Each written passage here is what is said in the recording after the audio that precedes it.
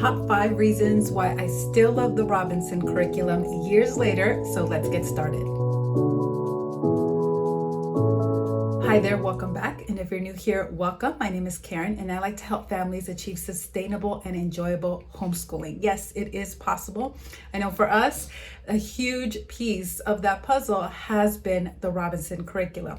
We are a family of 8, and it has helped us again have that sustainability year after year, but I actually also really enjoy it, and I see the kids progressing not just in academic skills but just life skills, independent study habits as well. So I want to share with you my top 5 favorite reasons why I still love RC, and I have no temptation to switch over to a different methodology or quit. I don't feel any homeschool burnout, even in seasons of big changes, such as moving recently. So let's go over my 5 reasons, no particular order. Number 1 is that I don't have to buy anything anymore. So it's very affordable. Perhaps, to be honest with you, it's not maybe the best business model when it comes to a curriculum, because they don't have it set up where you have to buy something year after year. It's not a consumable curriculum. So they're not constantly having you purchase new materials year after year. They're not constantly updating the curriculum so that you have to purchase the new and updated version. The price has always stayed the same. It's K through 12, $195 for the whole family. That's it. Now, aside from that, you do have to purchase your math books. However, they do have a free math program in the RC online bonuses. You have access to all of Ray's arithmetic. So really, you could homeschool your whole family K through 12 for $195. All you need is a printer, because it is a printable curriculum, or a way to access it online through a computer, through an iPad. I have videos on how you can make it very digital. So it's extremely affordable. They truly do think about the family and the budget over profits. And it's a family-owned business. A real person answers when you call them. To wrap up point number 1, that I don't have to buy anything anymore. And I do want to kind of use this analogy, because I think for that reason, maybe some parents don't like it. Some women don't like it. I know, hear me out. But look, I know as women, we like shopping. Typically, right? Most of us, we like to go shopping. There's something in purchasing a new dress, a new outfit. You have hopes for it, that it's going to be comfortable, that it's going to fit in different occasions. You shop for your home. You're looking at how this is going to create comfort in your home, or just something nice, some novelty, new placemats, whatever. We enjoy the experience of hunting, searching, finding, and bringing it home. And we have hopes and expectations that it's going to work for us.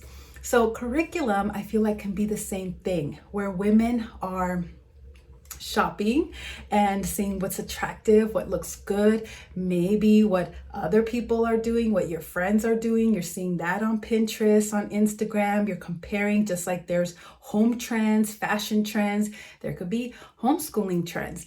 And it could be very easy to get swept up in that. And that's why I think I hear this from a lot of I watch a lot of homeschool videos, that the moms get really excited about purchasing the curriculum, and then it's sort of like an afterthought, like, oh yeah, the kids, now I have to teach it to the kids. Now we actually have to go through the material. I actually have to teach you this, right? Because it's sort of this concept at first, right? Just like with shopping. And sometimes, you buy that dress, maybe you didn't really think it out, or the more information you have, the better. If you know your color schemes, what works best with your skin tone, what cut is more flattering for your body. But sometimes if you rush into a purchase, or just because everybody else is purchasing it, then when you try it on, it doesn't fit very well, and it just kind of ends up in your closet, just like curriculum can end up on your closet shelves as well, on your bookshelves, and it can make you feel guilty because you never wore it, because you never used it, or you feel like you have to use it because you invested money in it and you have to wear it even though you hate it. Do you see where I'm going with this? There's a lot of same parallels here. And when we realize something doesn't fit, then we're back on the search for something else that will fit, something else that brings us hope and expectations, and round we go. just like shopping sometimes with our closet, shopping for the home, and same thing, shopping for curriculum. So I think the way out of that is to really be well informed and really have strong intentions of, what is the outcome that you want. When you go shopping for an outfit, you really should know what it is exactly that you're looking for, what's going to complement everything else in your closet, what's going to complement you, your body shape, right? What colors are going to complement you. And same thing for the home. Maybe let's not go for the trendy thing that's going to be out of style next season. Let's look for something classic, something that can be, displayed year round or is comfortable, that you won't get sick of it in a year, right? So kind of that's where I'm going with this. Same thing with the Robinson curriculum. I know that it's a classic. I know that it's just what I need. I know there's nothing flashy, trendy, nothing that's going to change. I know that it's sustainable, that it's adequate, more than adequate. All of these things I know. And then once you start using it, you realize like, I never want to wear any other different style of dress. I never want to buy any other kind of decor. I never want to purchase any other curriculum because I know it's out there. I know that rat race. And so this is home, the Robinson curriculum. For a lot of parents, it's everything they never knew they always needed. So for that reason, because I don't have to purchase anything year after year, that could be a draw for some parents, but let's be honest, some women might not like that. They enjoy the shopping and the looking and the conventions and all of that. So just keeping it real with you, that is reason number one, something you should be aware of. Now, reason number two, and I talk about this all the time, so I'm sorry for being repetitious, but it is the daily writing assignment. Instead of this really stiff writing curriculum with maybe all these rules and they're taking a chapter and they're just like repurposing it, there's curriculums out there that do that. You're taking the first sentence and rewriting it and then this and that. Instead, it's very creative. You just have them write every single day, whatever they want to write about, a page, front and back, double space, and then you can give them your feedback. Hey, let's talk about capitalization or punctuation, or let's read this out loud. Does that grammar sound right to you? But the thing is that when they out of the abundance of the heart, the mouth speaketh, the Bible says, right? So when you give them a paper and pen or pencil, they're going to pour out what's in their heart. And it's very telling. And I can't tell you how many times we have caught issues early on that we needed to deal with that I'm not quite sure we would have caught without this tool. I hope so, but it is just an extra form of communication that is private. They know that only you're going to see this, and they're free to just, writing is just very cathartic. You're free to share more that way. You can be a little bit more vulnerable. So maybe conflicts between siblings, or somebody was feeling neglected or hurt and it just went on too long, they're not forgiving, whatever it may be. This was always a great way, it still is, to gauge where they're at and how we need to adjust or what we need to do. Many times I have taken a picture of it and sent it to my husband at work. And it's like, hey, this is what's going on. We need to deal with this. So it's just a great parenting hack, I think. It's a great tool that is built into this curriculum. And even the RC course of study talks about it. Dr. Robinson said, one of his daughter's essays, Through My Father's Eyes or something like that, it really made him realize that maybe he was being a little bit too hard on her. So it's such a great tool. So that's number two, the daily RC writing assignment. Reason number three is the book list. I love that they're learning about history through autobiographies, the people that were actually living it, and also reading just some of the best American literature that we have in our history. And I love to read. So I love that this is a way that I can kind of share my enthusiasm for it, get excited about the books as well, and pass that on to them. Now, some criticism is that, maybe the books are boring because they're written in the late 1800s, early 1900s. But it's not that the books are boring. It's more of a case of maybe you're just not interested in it. We've just gotten really good today. I know people think we have short attention spans, but I think reading an article about this, I think it's true. We've just gotten a lot better and more efficient at finding what's interesting to us. And so we're very quick to swipe up on a short that is not interesting to us, or scroll past the video, not interesting. Same thing with a book. You look at it and think, nope, this is going to be boring. You make that that judgment call. So this is a way in those early years to kind of give kids that appetite for this higher quality literature and books, because it's sort of like a kid that learns to enjoy and eat vegetables before the age of 6. After the age of 6, 7, or 8, it's going to be a lot harder. They're going to be very picky eaters. But if you get them used to it from the very beginning, from when they can start reading, then they like it more, right?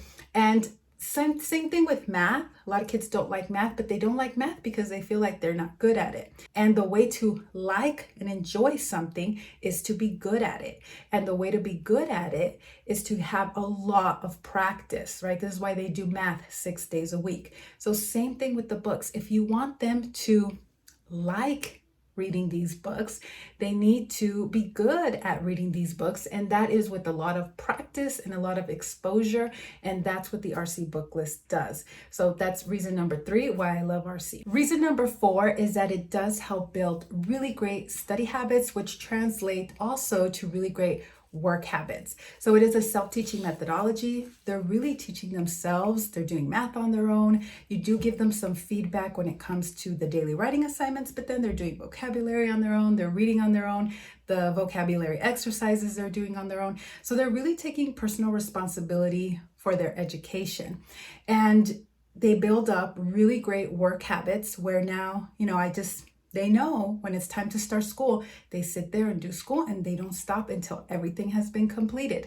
And that has also helped because I read that it's one coin and the two sides of the coin are the work habit and the study habit. So if you want them to have really great work habits, of course they need to work on their study habits. And also a key is that because you're increasing with the study habits, materials are getting more and more challenging. You also need to make it at home a little bit more and more challenging when it comes to the work you require from them. Because the two are parallel, they will be increasing in difficulty. So if you have them doing really hard, challenging schoolwork, and you're not requiring them to do any kind of work at home, any kind of chores, it's going to be off balance, and you'll start to see maybe some behavioral issues, maybe some laziness, things like that, or the study habits might not be so great. So same thing with the work habit as well. You want to increase difficulty to mirror the increasing difficulty with the academics. And I think this is something that especially large family moms can get caught up in. You teach your oldest how to do certain things, and then you just always still rely on them to do those chores, when in reality, they could be doing more challenging things, but also incorporating the younger kids to do those other chores, the more basic or easiest chores. Instead of relying on your oldest to do everything, the challenging things and the easier things, no, they should focus on the challenging things, and the younger kids should swoop in and take over those responsibilities for the more basic and easier things. And they will increase in difficulty. When you just have younger kids not doing much and they're getting spoiled, I think you will see that translate over to the school aspect as well. And this is something that I talk about in my course, How to Run Your Home Like a Franchise. I've learned a lot taking principles from successful franchises and comparing them to the small business failures and burnout. I think that there's a lot of similarities in the home, how a mom runs her home, either with that small business mentality where they're trying to do it all, versus the franchise teamwork mentality. So I will leave a link down below.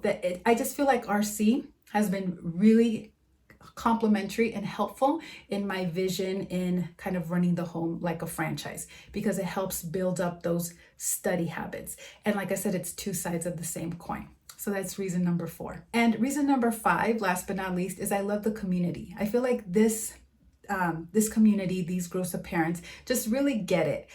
We aren't kind of romanticizing the idea of homeschooling. We know what it is. Maybe a lot of us have gone through that burnout where we wanted to quit, and RC was the last stitch effort and everything we never knew we always needed. And so we just kind of keep it very real. There's no Pinterest perfect rooms. In fact, the RC course of study says don't have anything on your walls, just have a desk and that's it.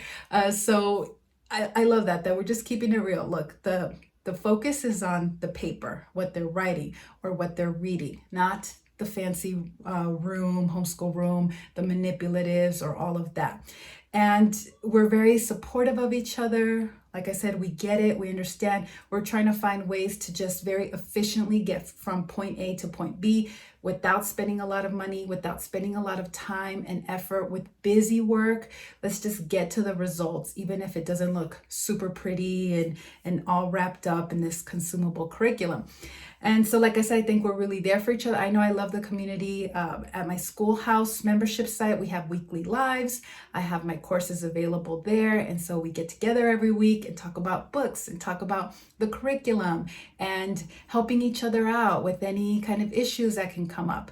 So I just love the community. I'm not on any other social media, so I'm not on Facebook, but there is an RC official Facebook group. And if you need to find a mentor, just somebody to help you out, you can easily find one in that group. There's also a 60-second zero frustration policy. So if at any time you start to feel frustrated with homeschooling, with the Robinson curriculum, and it's over 60 seconds, you're supposed to call them on the phone and they will help you. So like I said, a real person answers the phone. It's really wonderful. I think it's very unique in the homeschool business world today to have an organization like this that really truly cares. And I would love to hear your reasons as well. So if you use the Robinson curriculum, please comment down below. What are some of your favorite reasons why you stay with RC? Thank you so much for watching, and I will see you in the next video. Bye for now. Thank you so much for watching this video. I hope you found it helpful. If you'd like to connect with me live, I invite you to join me over at my private membership site called The Schoolhouse. There you will have access to all of my courses, RC Course for Littles, Sustainable Homeschooling 101, and How to Run Your Home Like a Franchise. You will also have access to weekly private YouTube lives where I can answer all of your questions in real time or that you previously submitted, and you can always watch the replays. It's only $15 a month and you can cancel anytime, so I hope to see you there. Talk to you soon.